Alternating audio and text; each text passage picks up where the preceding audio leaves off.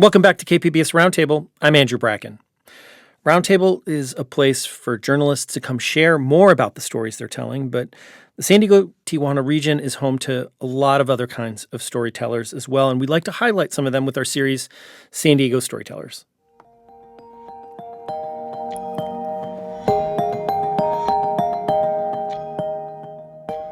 Over the past 5 decades plus, rap music has become a revolutionary art form, a dominant cultural force across the world as well, and it has a rich and vibrant history here locally. One person who's part of that scene and has helped elevate some of these stories is Parker Edison. His work comes in a lot of different packages, through the songs and the lyrics that drive that, through his podcasts exploring local culture and history, through his videos and films, his own music label, and much more. We wanted to talk more about his journey as a storyteller here in San Diego, but also more broadly about the history of San Diego rap here during Black Music Month. Here's my conversation with Parker Edison. Your work, it's hard to kind of encapsulate it all, covers a lot of different ground. How do you define yourself and what you do? Would you consider yourself a storyteller, an artist, how do you label that? Multimedia artist. Multimedia artist. So tell me more about what that encapsulates for you. It's finding different means or platforms to convey the ideas that I have. So I might have a song in mind and go to a live band, but then to present that in a way that it is, best taken in by the audience, we might do a stage show that, we work with UCSD to get the lighting and everything to get just right. So just, trying to pander the ideas so it goes through the best way to convey it to the people. What drew you to rap? Because I think that really kind of captured your imagination pretty early on too, right? Yeah. My older brother, Ron, would have vinyl that was really hard to get. And that's something that now I really value is he always wanted hard to find B-sides and unreleased stuff. And so he would play that. But then later, as much as I love, because I love all music, country, classic, all the different stuff, rock, rap pulls and utilizes and mixes from those. So it's another hodgepodge of the stuff that I already love. And that kind of comes back to this idea of collaboration, because you're always kind of collaborating, pushing, pulling, working with different artists across different genres. Talk more about how you kind of started doing that when you started making music and why that's such an important piece for you. You often hear that like New York and LA have, you get an idea you could take to a label. San Diego doesn't necessarily have that, but we have all the resources that these major music hubs have, because we're their next door neighbors. So for me, I would always link up with people to fill in the blanks for what I didn't have, right? So I might deal with a band to put out a record because the bands would have access to venues that wouldn't let me in. Or they would have access to print shops that could put up, copies of the content for us, right? So it was always this thing of filling in the blanks. And also, I would just get bored with my ideas, right? So when I team up with somebody else, there's a genuine sense of excitement there for me. And so in that collaboration, I don't know, how do you describe your approach as a musician? Is it more about a lyricist, like from lyrics perspective, or how do you approach music when you start a new project or work on something new? I try to make soundtracks that soundtrack life, and that sounds way bigger than it probably is. But I just try to make stuff that soundtracks life. Somebody told me that music is either for love or for driving. That's the two things that music is for, right? It's either for falling in love to, or it's for driving. And so that's what I'm trying to do is create. If I'm in the musical realm, I'm trying to create stuff that becomes a soundtrack that you for people's lives, for the things you do. Otherwise, there's no place for the music to go. I want to hear a little bit. We've been talking about your music. We might as well hear some. This is a little bit of New River. From my cassette watch Criterion, the focus, say criteria. Cisco's in my but anywhere that there's a TV on. The moon is to the moon, to the river. Moon is to the moon, to the rivers in the sky. Yeah. It's something special today. Thank you for sitting in.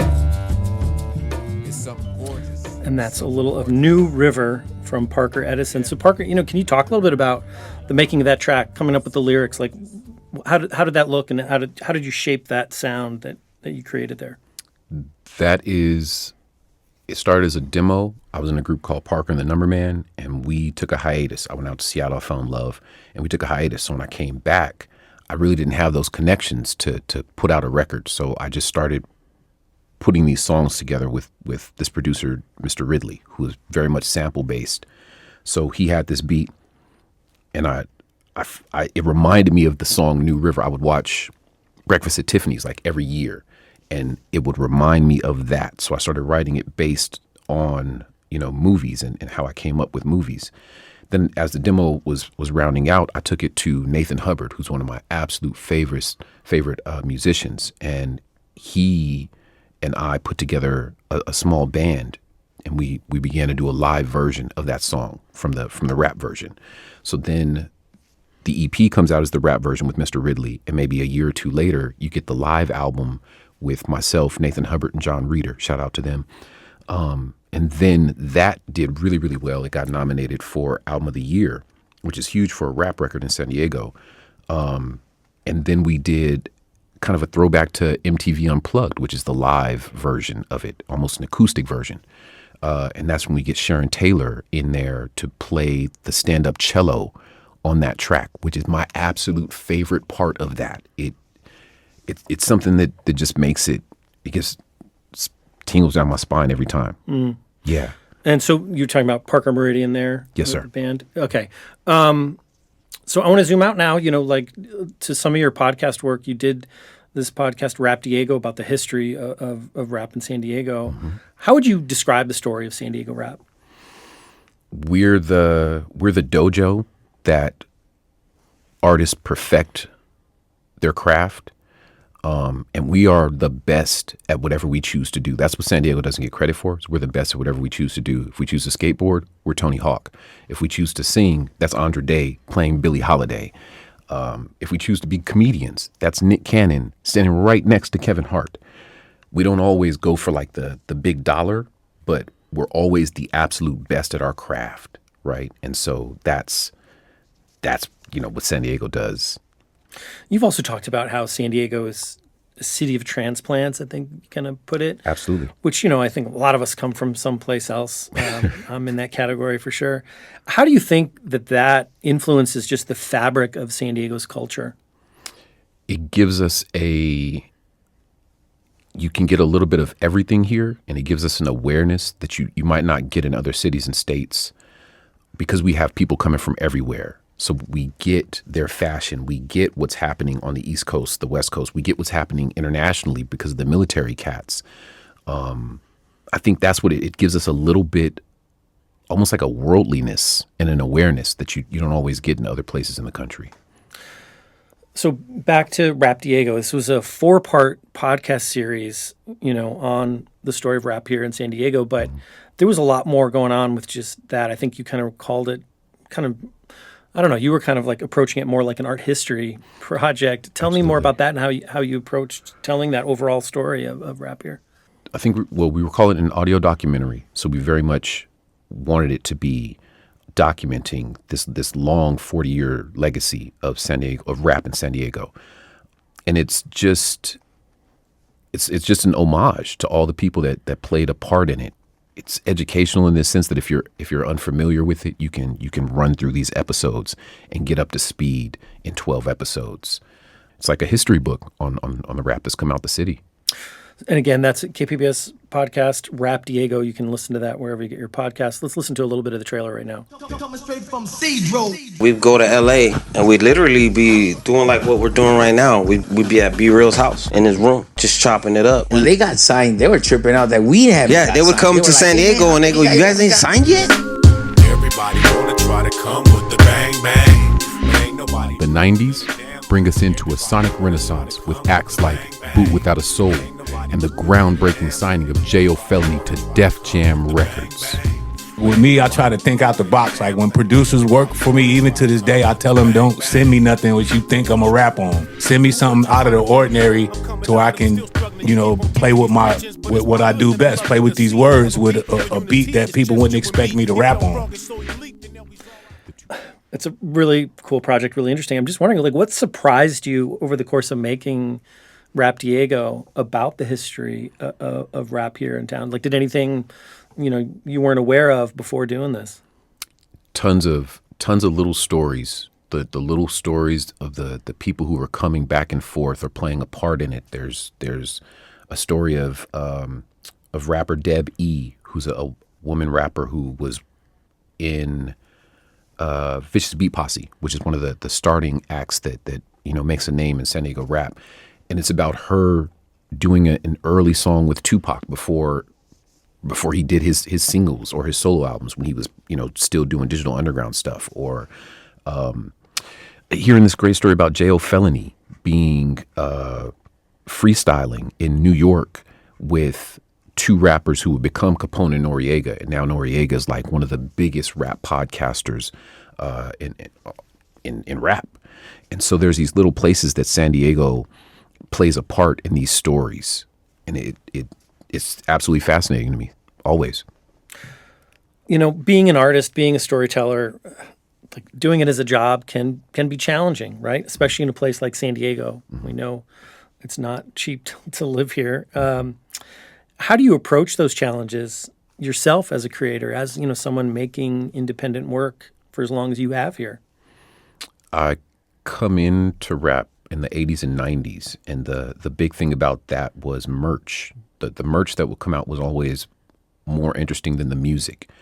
And now it's turned over to where the merch makes more money than the music does. Right, yeah. So I've always tried to find ways to present the music that wasn't just relying on cassette CDs or vinyl. So finding merch or finding creative merch collabs has always been something that it's always been a priority to me. And that has always made like the money for me. As I said, the merch now sells more than the music. So it just really worked out. It worked out in the way that rap's evolved. I mean, you touched on how much the music industry has changed over the last few decades. Mm-hmm. I think a lot of people would argue, to the overall detriment of artists, like, specifically financially from streaming. How do you see it? I think it's the same. It's still the Wild West, and you have to really, it's survival of the fittest. Like all the platitudes still apply.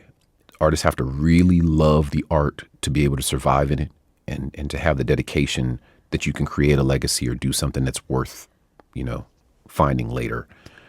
Yeah, it's not easy, but it's worth it. I mean, what's grabbing your interest right now? What are you excited about San Diego musically, creatively, as you see it here in 2026?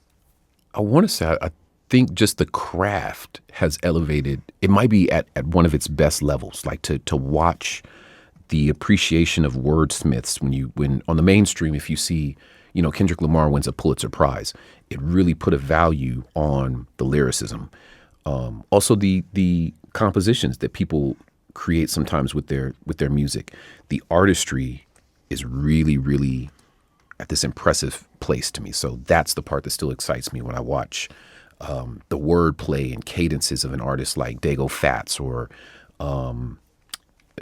just that's the part that really still gets me. The off the wall breaking of the purple circle from an artist like Rick Scales. The purple circle is, finding words that rhyme that people don't necessarily count on. The craftsmanship, the artistry right now is probably the best it's ever been.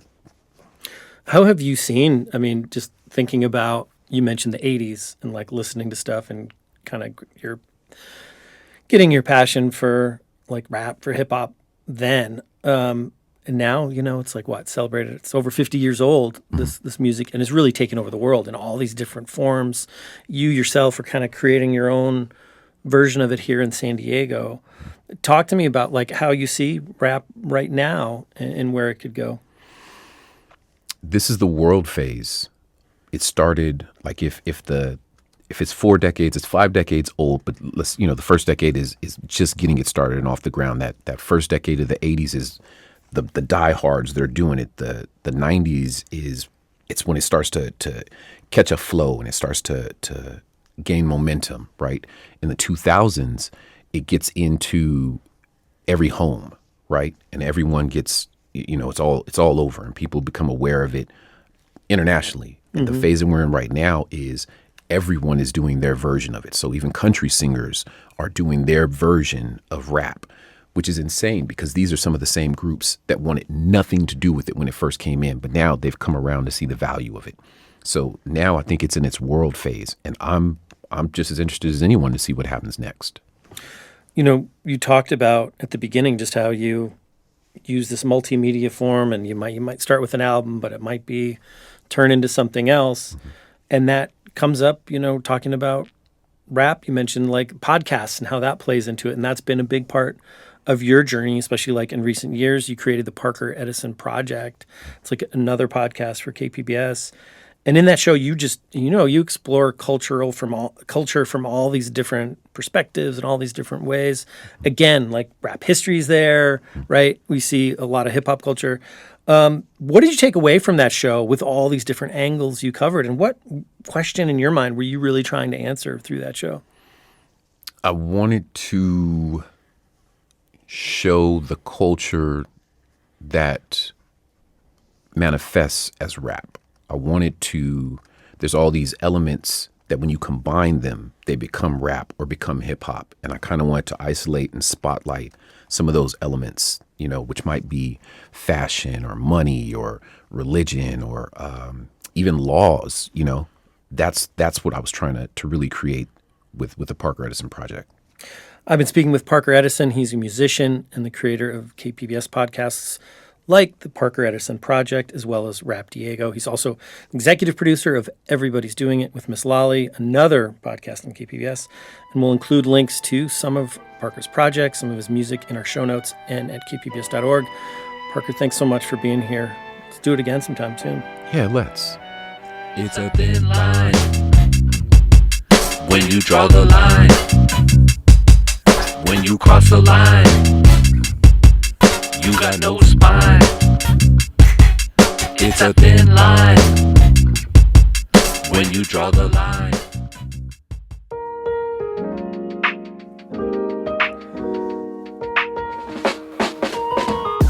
That'll do it for our show this week. Thanks so much for listening, and to all my guests today. If you have any thoughts on today's show, you can always email us at roundtable@kpbs.org or leave us a message at 619-452-0228. Roundtable's technical producers this week, Rebecca Chacon and Brandon Trufa. The show is produced by Juliana Domingo and Ashley Rush. Brooke Ruth is Roundtable's senior producer. I'm your host, Andrew Bracken. Happy Juneteenth, and have a great Father's Day.